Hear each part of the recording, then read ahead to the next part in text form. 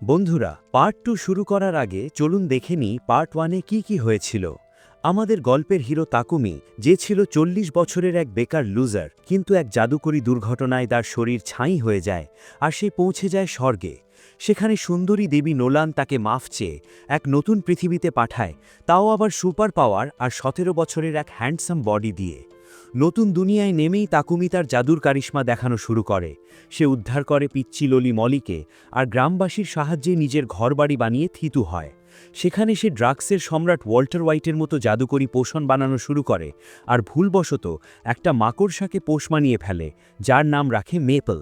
এরপর তাকুমি শহরে আসে আর দুই সুন্দরী স্লেভকে কিনে নেয়, একজন কিউট হাউসমেড মারিয়া আর অন্যজন অভিশপ্ত কিন্তু খতরনাক শক্তিশালী এলফ যোদ্ধা সোফিয়া। তাকুমি তার হোলি ম্যাজিক দিয়ে সোফিয়াকে সুস্থ করে তোলে আর তারা তিনজন মিলে একটা টিম বানিয়ে শহরের দিকে রওনা দেয়। ব্যাস, এই ছিল পার্ট 1-এর মূল কাহিনী। এখন দেখা যাক পার্ট 2-তে তাকুমি আর তার সুন্দরী সঙ্গিনীরা মিলে কি তণ্ডুল কাণ্ড ঘটায়। চলেন স্টার্ট করি গল্পটা। তাকুমি মনে মনে হাসছে আর ভাবছে, এই মেয়েদের ওজন লেয়ার নিয়ে জ্ঞান দিয়ে লাভ নেই, এরা কিচ্ছু বুঝবে না। সে আয়রন আর অন্যান্য এলিমেন্ট মিলিয়ে স্টেইনলেস স্টিল বানালো। তারপর জাদুর সাহায্যে চারপাশ ঠান্ডা করার টেকনোলজি ব্যবহার করে এই ফ্রিজটা তৈরি করলো। মারিয়াকে যখন সে বোঝালো যে এই বাক্সে খাবার অনেক দিন টাটকা থাকবে, মারিয়া তো খুশিতে আটখানা।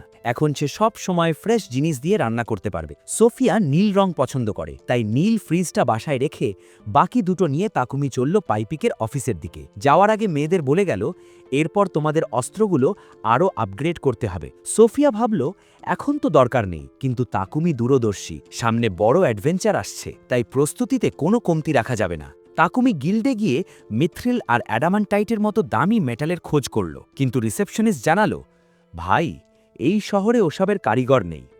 বামনদের দেশে গেলে হয়তো ভালো কামার পাওয়া যেত। তবে একটা বুদ্ধিও দিল, তাকুমি যেহেতু অ্যালকেমিস্ট, সে নিজেই মিথ্রিল তৈরি করতে পারে, কিন্তু ওটা অনেক কষ্টের কাজ। তার চেয়ে ভালো হয় যদি উত্তর পশ্চিমের খনি থেকে মিথ্রিল জোগাড় করা যায়। সমস্যা হলো ওখানে শুধু ব্ল্যাকস্মিথ গিল্ডের লোক ঢুকতে পারে। তবে একটা লুপহোল বা ফাঁকিবাজি বুদ্ধি আছে। যদি তাকুমি ওই খনির দানব মারার কোনো মিশন নেয়, তবে সেই উসিলায় সে নিজের জন্য কিছু মিথ্রিল আর অ্যাডামান্টাইট হাতিয়ে নিতে পারবে। হঠাৎ সেই টাকলু গিল্ড মাস্টার বারাক পেছন থেকে উদয় হলো। সে জানালো, শহরের ট্রি অ্যান্ট বা রাক্ষুসে গাছের কাঠের খুব অভাব। ওই খনিতে যাওয়ার পথেই এসব গাছ পাওয়া যায়। তাকুমি একটু অস্বস্তি বোধ করছিল, কারণ টাকলুটা ওর একদম ঘাড়ের কাছে নিঃশ্বাস ফেলছিল। যাই হোক, সে ট্রিয়ান্ট শিকারের কাজটা নিয়ে নিল। বারাক আরও একটা আবদার করল, এক কামার খনিতে যাওয়ার জন্য বডিগার্ড খুঁজছে, সেই দায়িত্বটাও তাকুমিকে নিতে হবে।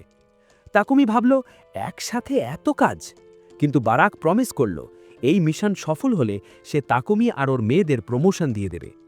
কিন্তু খনিতে যাওয়ার রাস্তা তো অনেক দূর। ঘোড়ায় গেলে 1 সপ্তাহ আর দানবীয় ঘোড়ায় গেলে 4 দিন। কিন্তু গিল্ডে এখন কোনো দানবীয় ঘোড়া নেই। ঠিক তখনই সেই লাল চুলা রিল এসে হাজির হলো। সে জানালো, তাদের পার্টি এখন ওই ঘোড়াগুলোই ব্যবহার করছে। তাকুমি আর রিলের মধ্যে বেশ খাতির জমে গেল। রিল একটা বাফেলো শিকার করে গিল্ডে জমা দিতে এসেছে, আর কালই সে তার বন্ধুদের কাছে ফিরে যাবে। তাকুমি তাকে দাবাত দিল আজকের রাতটা তার ম্যানশনে কাটানোর। রিলকে সাথে নিয়ে তাকুমি গেল পাইপিকের কাছে। ফ্রিজ দেখেই তো পাইপিক জাস্ট পাগল হয়ে গেল। সে যখন শুনল তাকুমি মিথ্রিল আনতে খনিতে যাচ্ছে, সে খুশিতে তার দানবীয় ঘোড়া টানা গাড়িটা তাকুমিকে ধার দিল। বদলে একটাই শর্ত, খনি থেকে আনা আকরিকের কিছু অংশ পাইপিককে দিতে হবে। তাকুমি হাসি মুখে রাজি হল, আর পাইপিক তাকে আরও ফ্রিজ বানানোর অর্ডার দিয়ে দিল। এরপর তাকুমি শহরের কামারদের কাছে একটু উঁকি মারল, যদি কারোর কাছে কিছু মিথ্রিল পাওয়া যায়, কিন্তু কেউ সাহায্য করতে পারল না। ফিরতে ফিরতে রাত হয়ে গেল। বাড়ির কাছাকাছি আসতেই হঠাৎ রিল একটা খতরনাক জিনিস খেয়াল করল, একজন শত্রু তাদের দিকে তেড়ে আসছে। ভাই রে ভাই, এখন তো দেখি নিজেদের মধ্যেই মারামারি লেগে যাবে। রিল যখন দেখল একজন রহস্যময় শত্রু তাদের দিকে ধেয়ে আসছে, সে ভাবল যুদ্ধ না করে তাকুমিকে নিয়ে পালানোই বুদ্ধিমানের কাজ। কিন্তু এই হামলাকারী এক লাথিতে রিলকে মাটিতে ফেলে দিল। এরপর মুখোশ খুলতেই দেখা গেল ওটা আসলে আমাদের সোফিয়া। সে ভেবেছিল রিল বুঝি তার ফ্রেম বয় মালিককে কিডন্যাপ করে নিয়ে যাচ্ছে। সোফিয়া ওকে শেষ করে দিতে যাচ্ছিল, কিন্তু ঠিক সময়ে তাকুমি এসে থামালো। ভুল বোঝাবুঝির জন্য তারা রিলের কাছে মাফ চাইল। রিল বলল, ঠিক আছে ভাই, কিন্তু আমার মাথায় এখন 1000টা প্রশ্ন ঘুরছে। বাড়িতে পৌঁছানোর পর রিলের অবস্থা দেখার মতো। একদিকে মেপলের সেই নতুন বিবর্তিত রূপ, আর অন্যদিকে তাকুমি 3টা সুন্দরীর সাথে একই ছাদের নিচে থাকছে। রিল তো হিংসায় জ্বলে পুড়ে খাক। সে মনে মনে ভাবছে, আমি শালা এখনও সিঙ্গেল, আর এই ছোকরা তো দেখি স্বর্গসুখে আছে। যাই হোক, পরে তাকুমি মেয়েদেরকে খনির মিশনের কথা জানালো, আর সবাই এক কথায় রাজি হয়ে গেল। পরদিন রিল চলে যাওয়ার পর তাকুমি তাদের জন্য নতুন অস্ত্র বানাতে বসল। সে চাচ্ছিল টাংস্টেন দিয়ে একটা বিশাল তলোয়ার বানাত, যা শত্রুর জাদুকরী ক্ষমতা শুষে নেবে। কিন্তু এই শক্ত মেটাল নিয়ে অ্যালকেমি করা জাস্ট কলিজা শুকিয়ে যাওয়ার মতো কঠিন। অনেক কষ্টে সে দুটো তলোয়ার বানালো বটে, কিন্তু তার শরীরের সব জাদুকরী শক্তি বা মানা একদম শেষ হয়ে গেল। 3 দিন পর তারা কামার দিগাম্বকে সাথে নিয়ে খনির উদ্দেশ্যে রওনা দিল। বনের মধ্যে পৌঁছানোর পর তারা গাড়িটাকে নিরাপদ দূরত্বে রেখে চারপাশে একটা জাদুকরী ঢাল বা ব্যারিয়ার তৈরি করল। তাকুমি আগে কখনো ট্রিয়েন্ট দেখেনি, কিন্তু সোফিয়ার অভিজ্ঞতা ছিল তুখর। সে চিনিয়ে দিল কোন গাছগুলো আসলে ছদ্মবেশী রাক্ষস। সোফিয়ার সিগন্যাল পেয়েই তাকুমি প্রথম গাছটার উপর ঝাঁপিয়ে পড়ল। দানবীয় গাছটা পাল্টা আক্রমণ করলেও ওরা সহজেই সেটাকে জমের দুয়ারে পাঠিয়ে দিল। কিন্তু হঠাৎই এক পাল ট্রিয়েন্ট ওদের ঘিরে ফেলল। সোফিয়া বলল, মালিক, এগুলোকে জাদু দিয়ে ওড়াতে হবে। সোফিয়া বাতাস দিয়ে গাছগুলোকে উড়িয়ে দিচ্ছিল, আর মারিয়া তার মাটির জাদু দিয়ে ওগুলোকে জ্যান্ত কবর দিচ্ছিল। তাকুমিও নিজেও তলোয়ার চালিয়ে তার ফাইট স্কিল বাড়িয়ে নিল। কিন্তু খেলা তো এখনও বাকি। আসল বস ট্রিয়েন্ট হাজির হলো সেখানে। ওরা যতই ডালপালা কাটে, ওগুলো তড়িৎ গতিতে আবার গজিয়ে যায়। সোফিয়া কখন বুদ্ধি দিল, মালিক, আপনার তলোয়ারে আগুন মাখান আর সোজা ওটার মেইন বডিতে কোপ দিন। তাকুমি তাই করল। তলোয়ারে আগুন ধরিয়ে এক কোপে বস গাছটাকে কয়লা বানিয়ে দিল। ওটা মরার পর দুটো অদ্ভুত ফল পড়ে থাকলো। সোফিয়া জানালো, এগুলো হলো দুর্লভ মিরাকেল আপেল। পরদিন তারা পৌঁছালো খনিজ শহর হরাস। সেখানে দিগাম্ব কাকা তাদের কাজ বুঝিয়ে দিলেন। খনির ভেতর কিছু আয়রন মোল বা লোহার ইঁদুর আছে, যারা সব দামি আকরিক খেয়ে ফেলছে, ওদের শেষ করতে হবে। তাকুমির কপাল যেহেতু লটারি জেতার মতো ভালো, সে খনিতে ঢুকেই একদম দামি দামি মিথ্রিল আর অ্যাডামান্টাইট খুঁজে পেল। হঠাৎ মাটি কাঁপতে শুরু করলো। মেপল ইশারা দিল, দানবরা আসছে। সবাই যুদ্ধের জন্য রেডি, কিন্তু তাকুমির মাথায় এলো এক অদ্ভুত বুদ্ধি। যেই না একটা ইঁদুর মাটি ফুঁড়ে উঠল, তাকুমি জাদুর সাহায্যে এক প্রচণ্ড তীব্র আলো তৈরি করল। বেচারা ইঁদুর তো কানা হয়ে থমকে গেল। সোফিয়া এক কোপেই ওটাকে ফিনিশ করে দিল। তাকুমি হাসি মুখে জানালো, আরে ভাই, যারা সারা জীবন অন্ধকারে থাকে তারা কি আর এত আলো সহ্য করতে পারে? লড়াইটা এত তাড়াতাড়ি শেষ হয় মারিয়া একটু মনক্ষুণ্ণই হলো। সে তো নিজের কারিশমা দেখানোর সুযোগই পেল না। ঝামেলা ছাড়াই তারা প্রচুর দামি আকরিক নিয়ে শহরে ফিরল। এরপর তাকুমি দিগাম্ব কাকার ওয়ার্কশপে গিয়ে কয়েকদিন ধরে মিথ্রিল আর অ্যাডামান্টাইট নিয়ে এমনভাবে পড়ে রইল যেন সে পপুলার শো ফর্জড ইন ফায়ারের ফাইনাল রাউন্ডে লড়ছে। তাকুমি কি পারবে এই দামি মেটাল দিয়ে দুনিয়ার সেরা অস্ত্র বানাতে? আর সোফিয়া মারিয়ার নতুন অস্ত্রের পাওয়ার দেখে শত্রুদের কি হাল হবে? তাকুমি তো দমে যাবার পাত্র না। দিন রাত এক করে সে এমন সব মিথেরিল অ্যালয় বানিয়ে ফেলল, যেগুলোর এক একটাতে আলাদা আলাদা জাদুকরী ক্ষমতা আছে। এই মেটাল দিয়ে সে মেয়েদের আর্মারগুলোকে আরও হালকা আর মজবুত করে দিল। সে মেয়েদের বুঝিয়ে বলল, এই আর্মার তোমাদের ম্যাজিক অ্যাটাক বাড়িয়ে দেবে, আর আমার এই স্পেশাল আর্মার আমাকে ফ্ল্যাশের মতো গতি দেবে। তাকুমি ভাবল একটা ডেমো দেওয়া যাক। যেই না সে দৌড় দিল, গতির উপর নিয়ন্ত্রণ হারিয়ে একদম সজোরে গিয়ে ধাক্কা খেল দেয়ালে। অবস্থা এমন যে মনে হচ্ছিল সে দেয়ালটাকে ফ্রেঞ্চ কিস করছে। বেচারা লজ্জায় লাল হয়ে মেয়েদের বলল, যা দেখেছ সব ভুলে যাও। এরপর সে তাদের নতুন অস্ত্রগুলো দিল। সোফিয়া পেল বাতাসের শক্তিসম্পন্ন ভল্লাম, আর মারিয়া পেল আগুনের ভল্লাম। দুজনেই তো খুশিতে আটখানা। সোফিয়া একদম ইমোশনাল হয়ে বলল, মালিক, আমার একমাত্র কাজ আপনাকে রক্ষা করা। প্রয়োজনে আমি নিজের জীবন দিয়ে দেব। সে নিজেকে আরও ভালো বডিগার্ড প্রমাণ করতে একটা মজবুত ঢাল চাই। তাকুমি তাকে একটা খতরনাক ঢাল বানিয়ে দিয়ে বলল, নিজের জীবনের দাম দিতে শেখো সোফিয়া। এত সব কাজ করে তাকুমি একদম শেষ। সোফিয়া মনে মনে ভাবল, ইস, মালিকের যদি একজন টেকনিক্যাল অ্যাসিস্ট্যান্ট থাকতো তবে বেচারা একটু আরাম পেত। এর কয়েকদিন পর মার্চেন্ট কাইপিক হন্তদন্ত এলো এক খতরনাক খবর নিয়ে। সেই শয়তান সিডোনিয়া সাম্রাজ্য তাকুমির বানানো জাদুকরী টয়লেটের খবর পেয়ে গেছে। তারা রাজার কাছে দূত পাঠিয়ে দাবি করেছে যে হলি ম্যাজিক বা পবিত্র জাদু শুধু তাদের দেবতার দান, তাই এই টয়লেটের পেটেন্ট তাদের দিয়ে দিতে হবে। শুধু তাই না, তারা আরও বলেছে মানুষের হাগু পরিষ্কার করতে হলি ম্যাজিক ব্যবহার করা নাকি তাদের দেবতার অপমান, তাই তারা ওই টয়লেটের আবিষ্কারক অর্থাৎ তাকুমিকে তাদের হাতে তুলে দিতে বলেছে। কিন্তু আমাদের রাজামশাইও কম যান না। তিনি সোজাসুজি বলে দিয়েছেন, তোমাদের দেবতা যদি এতই মহান হয় তবে তোমরা নিজেরা জাদুর টয়লেট বানিয়ে নাও। সিডোনিয়া হুমকি দিয়েছে যে তারা তাদের সব যাজকদের দেশ থেকে ফিরিয়ে নেবে, কিন্তু রাজা তাতেও ডরাননি। তাকুমি শুনে তো পুরাই ভাই, এত বড় ঝামেলায় জড়িয়ে গেলাম। পাইপিক অভয় দিয়ে বলল, আরে টেনশন নিয়েন না, আমাদের দেশে নোলানের চার্চ অফ ক্রিয়েশন আছে, যারা অনেক সস্তায় চিকিৎসা দেয়। সিডোনিয়ার যাজকদের আমাদের দরকার নেই। তাকুমি ভাবল এই রাজনীতি থেকে দূরে থাকবে, কিন্তু পাইপিক কাচুমুচু হয়ে জানালো সেটা সম্ভব না। কারণ পাইপিকার শহরের লর্ড মিলে তাকুমির টয়লেট আর ফ্রিজের স্যাম্পল রাজার কাছে পাঠিয়েছে, আর এখন রাজা স্বয়ং তাকুমির সাথে দেখা করতে চান। উপায় না দেখে তাকুমি রাজি হলো। সে মেয়েদের জানালো 1 সপ্তাহের মধ্যেই তাদের রাজধানীর দিকে রওনা দিতে হবে। যাবার আগে সে ডার্ক এলিমেন্ট পাথর দিয়ে মেয়েদের জন্য এমন কিছু বিশেষ চাদর বানালো যা পরলে তারা নিজেদের উপস্থিতি লুকিয়ে রেখে গোপনে চলাফেরা করতে পারবে। সবশেষে মেয়েরা যখন বাজারে গেল, তাকুমি গেল চার্চে নোলানের সাথে কথা বলতে। নোলান তাকে তার জাদুকরি রাজ্যে ডেকে নিয়ে বলল, কি ব্যাপার, কোনো উপঢৌকন ছাড়াই চলে এলে যে? শুনলাম রাজধানীতে যাচ্ছ, আমাকে কিছু দিলে তোমার যাত্রা সফল করে দেব। কিন্তু তাকুমি বলল, আগে আমার কিছু প্রশ্নের উত্তর দাও মা জননী। রাজধানীতে কি তাকুমির জন্য কোনো ফাঁদ অপেক্ষা করছে? আর নোলান কি তাকুমিকে ফ্রিতে সাহায্য করবে, নাকি কোনো নতুন ঝামেলায় ফেলবে? তাকুমি নোলানকে জিজ্ঞেস করল সেই দেবী আনাতের কথা, যাকে সিডোনিয়া সাম্রাজ্যের চার্চ অফ ডিভাইন লাইট পূজা করে। কিন্তু নোলান উত্তরটা এড়িয়ে গেল। সে ভাব নিয়ে বলল, এই দুনিয়ার একমাত্র দেবী আমিই। সময় হলে আনাতের ব্যাপারে সব জানতে পারবে। এরপর আসল বোমটা ফাটালো নোলান। তাকুমি যখন সিডোনিয়ার হিরোদের কথা জিজ্ঞেস করল, নোলান কাঁচুমাচু হয়ে স্বীকার করল যে সে আসলে সময়ের সাথে একটু কারসাজি করেছে। সে তাকুমিকে এই দুনিয়ায় 1 বছর আগে পাঠিয়েছে। তার মানে সিডোনিয়া যেসব হিরোদের ডেকেছে তারা এখনও এই দুনিয়ায় আসেইনি, আসবে আরও কর্গ থেকে বিদায় করে দিল। চার্চে চোখ খুলেই তাকুমি ভাবল, এই দেবী নিশ্চিত কিছু লুকাচ্ছে। যাই হোক, হিরোদের সাথে দেখা করার কোনো শখ তার নেই, তাই সে এটা নিয়ে মাথা ঘামানোর জন্য সেই অদৃশ্য হওয়ার চাদর বা রোবস বানানো শেষ করল। এরপর সে জানালো, আর কতকাল মানুষের গাড়ি ধার করব, এবার নিজেদের জন্য একটা খতরনাক রথ বানাবো। মারিয়া তো খুশিতে নাচানাচি শুরু করল। সে বুদ্ধি দিল যে বনের ভেতর থেকে কোনো দানবীয় ঘোড়া বা খতরনাক পশু ধরে আনলে রথটা টানতে সুবিধে হবে। বনের ভেতর যেতেই দেখা গেল সেই অদৃশ্য হওয়ার চাদরের কি পাওয়ার। একটা নেকড়ে দানব একদম তাদের পাশ দিয়ে চলে গেল, কিন্তু টেরও পেল না। তবে সোফিয়া একটু বিরক্ত, কারণ সে চেয়েছিল কয়েকটা দানবকে পিটিয়ে হাত পরিষ্কার করতে। অগত্যা সে একটা বুনো শূকর মেরেই মন শান্ত করল। তারা যখন কাঠ আর রসদ জোগাড়ে ব্যস্ত, মেপেল তখন বোরিং হয়ে একা একাই বনের গভীরে চলে গেল। সেখানে গিয়ে দেখল এক আহত ড্র্যাগন হর্স। ঘোড়াটা এতটাই ভয় পেয়েছে চলে গেছে। ঘোড়াটাও জ্ঞান হারিয়ে পড়ে গেল।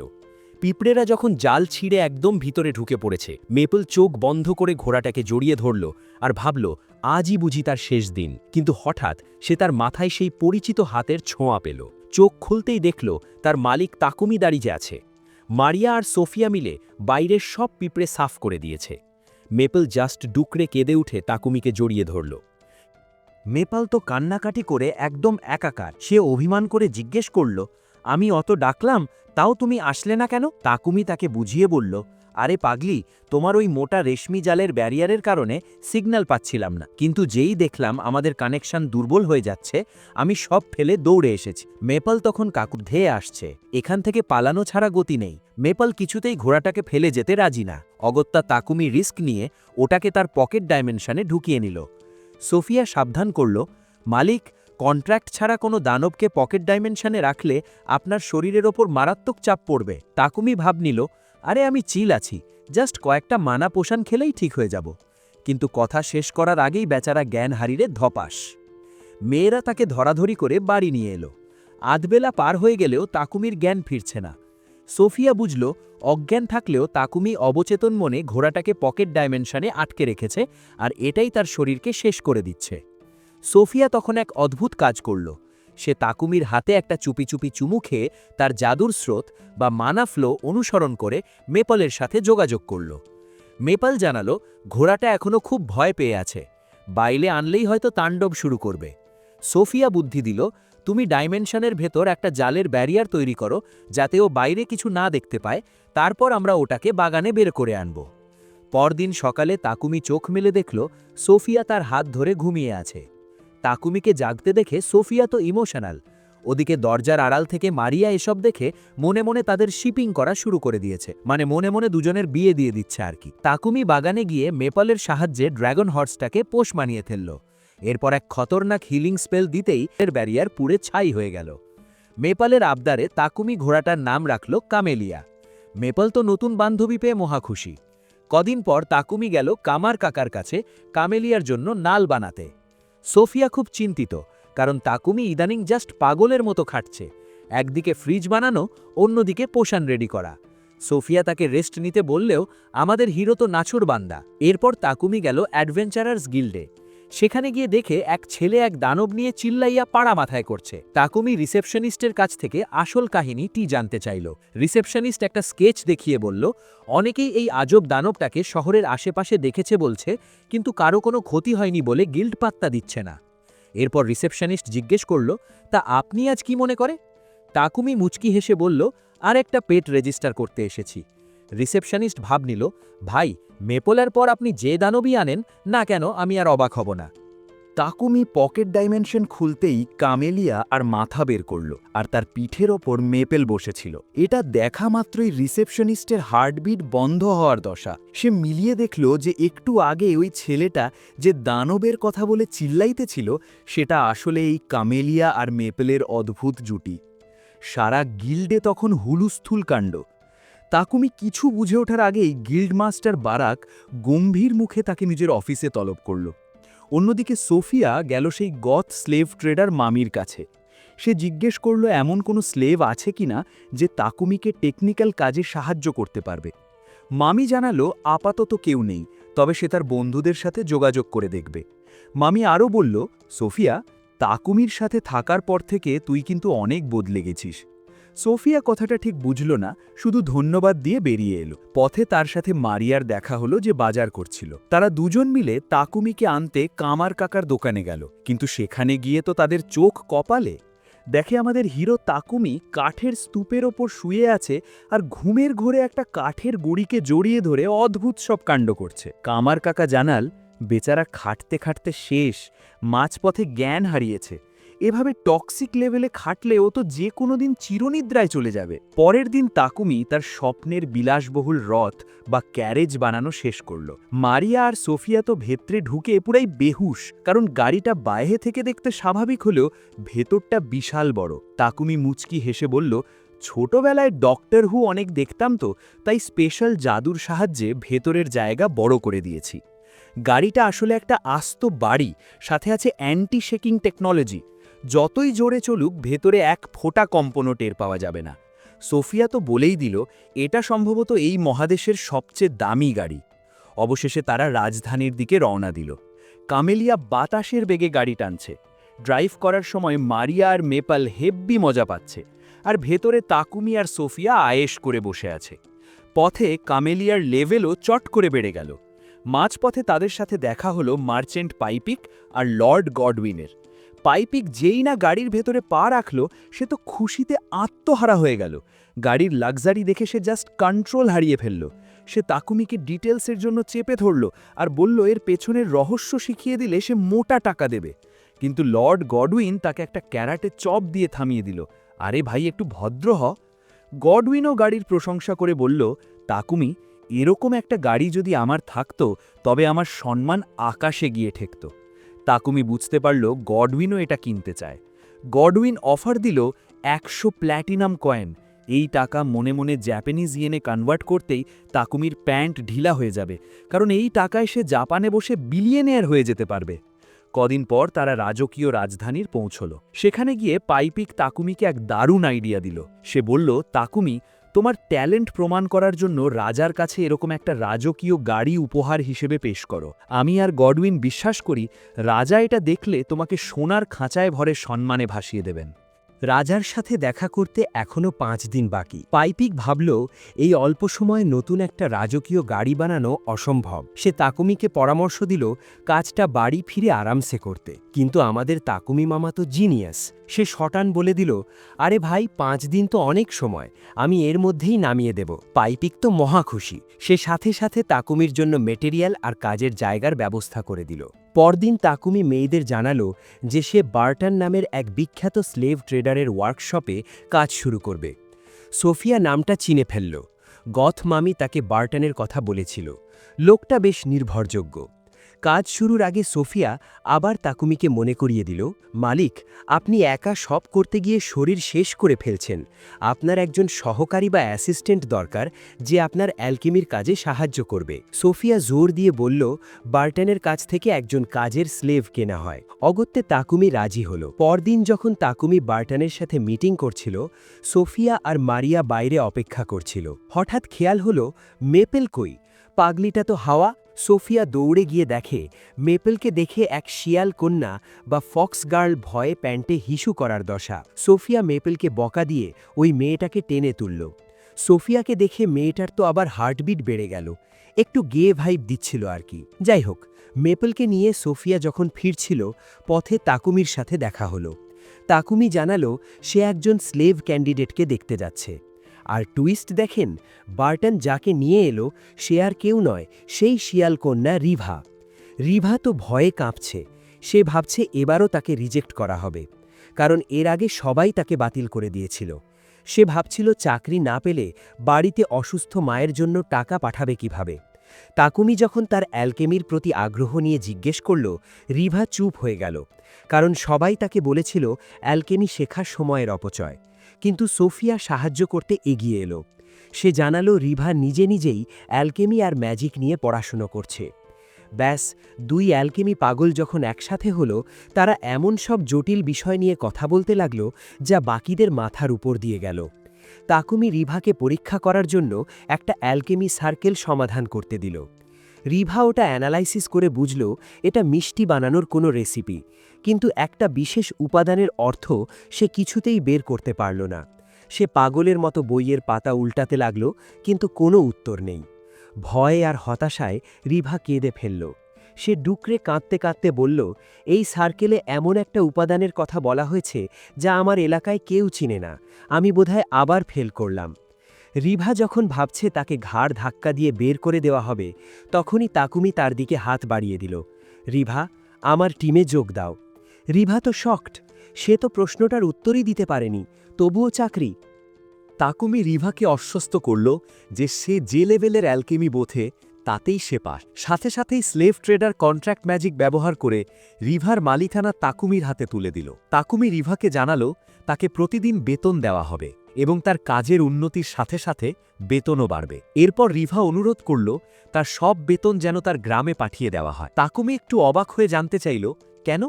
রিভা বুঝিয়ে বলল, সে খুব গরিব ঘরের মেয়ে। নিজের মা আর ছোট ভাইয়ের মুখে অন্ন জোগাতেই সে নিজেকে স্লেভ হিসেবে বিক্রি করে দিয়েছে। তাকুমি ভাবল, এভাবে সব টাকা পাঠিয়ে দিলে তো রিভা কোনোদিন নিজের মুক্তি কিনতে পারবে না। কিন্তু সোফিয়া চুপি চুপি বলল, মালিক, ওর শর্ত মেনে নিন। আপনার অধীনে কাজ করলে ও যা শিখবে আর যে বেতন পাবে তাতে ও স্লেভ হয়ে থাকলেও রাজ সুখেই থাকবে। এরপর রিভাকে নিয়ে তাকুমি তার টিমের সাথে পরিচয় করিয়ে দিল। মারিয়া আর মেপেল নতুন মেম্বার দেখে এতটাই এক্সাইটেড যে রিভা তো ভয়েই শেষ।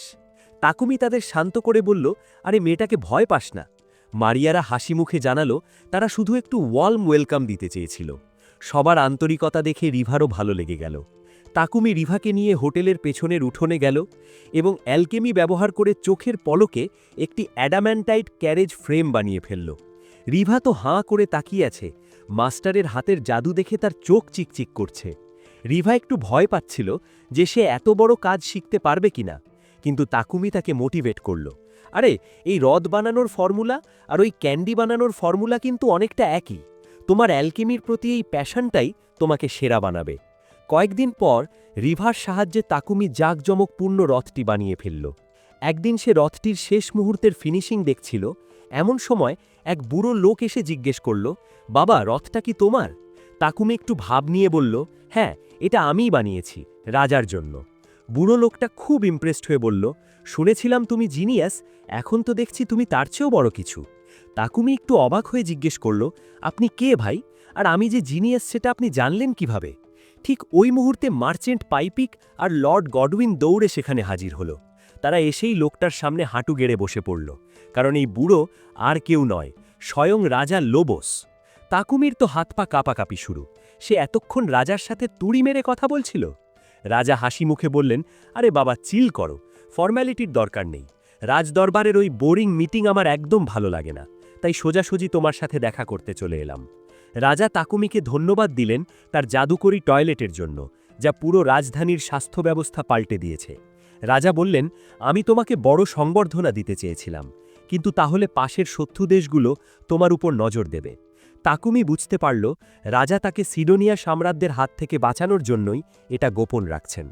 তাকুমি রাজাকে তার রাজকীয় রথ উপহার দিল এবং রাজাও তাকে দুহাত ভরে পুরস্কৃত করলেন। রাজা যখন ফিরছিলেন তার সহকারীদের বললেন, তাকুমির সাথে এই সাক্ষাতের কথা যেন কেউ না জানে। কিন্তু তার অ্যাসিস্ট্যান্ট মুচকি হেসে বলল, মহারাজ, তাকুমি যেভাবে একের পর এক অদ্ভুত সব ম্যাজিক ডিভাইস বানাচ্ছে, ও বেশিদিন নিজেকে লুকিয়ে রাখতে পারবে না। রাজধানী থেকে ফিরে তাকুমি প্রথম যে কাজটা করল তা হল পাইপিকের কাছ থেকে বাড়িটা ভাড়া নেওয়ার বদলে পাকাপাকিভাবে কিনে নিল। এরপর সে ভাবল স্লেভদের বেতন নিয়ে একটু আলোচনা করা দরকার, কিন্তু মারিয়া আর সোফিয়া তো সাফ জানিয়ে দিল, মালিক, আমাদের কোনো টাকা লাগবে না, আপনি আমাদের যা খাওয়ান পড়ান তাতেই আমরা ধন্য। তাকুমি একটু অপরাধ বোধে ভুগছিল। সে ভাবল এভাবে চললে তো তাকে খচ্চর পুঁজিপতি মনে হবে। সে তাদের ভবিষ্যতের কথা ভাবতে বলল, কিন্তু সোফিয়া এক কাঠি সরেস। সে বলল, আমি এলফ, আমি আপনার চেয়ে অনেক বেশি দিন বাঁচব। আপনি মরে যাওয়ার পর আপনার কবরের পাশে দাঁড়িয়ে পাহারা দিয়ে আমি বাকি জীবন কাটিয়ে দেব। মারিয়াও কম যায় না। সে বলল, আমি আপনার চেয়ে মাত্র একদিন বেশি বাঁচতে চাই, যাতে আপনার কবরের পাশেই আমার কবরটা হয়। এই সিম্পগিরি দেখে তাকুমি তো পুরাই স্পিচলেস। পরদিন রিভা জানালো সেও অ্যাডভেঞ্চারার হিসেবে নাম লেখাতে চায়, যাতে লেভেল বাড়িয়ে তাকুমির আরও কাজে আসতে পারে। তাকুমি তাকে নিয়ে গিল্ডে গেল। রিভার গ্রাম বা বাড়িতে টাকা পাঠানোর ব্যবস্থাও পাকাপাকি হলো। রিসেপশনিস্ট তখন আবদার করল, ভাই, আপনাদের পার্টি তো এখন শহরের অন্যতম সেরা, একটা নাম দিন অন্তত। তাকুমি ভাব মারার চেষ্টা করল যে সে আসলে অ্যাডভেঞ্চারার হতে চায় না। ব্যাস, এই কথা গিল্ড মাস্টার বারাকের কানে যেতেই সর্বনাশ। টাকলু বারাক কোনো অনুমতি ছাড়াই তাকুমিকে ট্রেনিং দেওয়া শুরু করল। আর ট্রেনিং মানে কি, কোনো দয়ামায়া ছাড়াই তাকুমিকে পিটিয়ে একদম তক্তা বানিয়ে দেওয়া। রিভা তো দেখে ভয়ে শেষ। বারাক মারতে মারতে বলতে লাগল, জলদি পার্টির নাম বল। তাকুমি যখনই কোনো ফালতু নাম, যেমন ডিডি পার্টি বলে, তখনই তাকে লাথি মেরে আকাশে পাঠিয়ে দেওয়া হয়। তাকুমি যখন থেতলানো শরীর নিয়ে বাসায় ফিরল, মেয়েরা তো অবাক। সোফিয়া রেগে আগুন।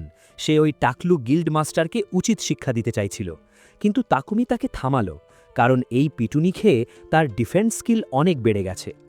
পরদিন তাকুমি রিভাকে একটা জাদুকরি আংটি আর পাওয়ারফুল স্টাফ দিল, আর আমাদের মেপলকে দিল উলভারিন স্টাইল ক্ল। ট্রেনিং আবার শুরু হলো। তাকুমি যখনই কোনো ল্যাম নাম বলে, বারাক তাকে আছাড় দেয়। তাকুমি ভাবল সোফিয়া বুঝি তাকে বাঁচাবে, কিন্তু উল্টো সোফিয়াই চিল্লিয়ে বলল, মালিক, মেয়ে মানুষের মতো কান্নাকাটি বন্ধ করে নিজেকে ডিফেন্ড করার চেষ্টা করেন। নিজের বডিগার্ডকেই এখন শত্রু মনে হচ্ছে তাকুমির। শেষে গিল্ড থেকে তাদের একটা এসকর্ট মিশন দেওয়া হলো।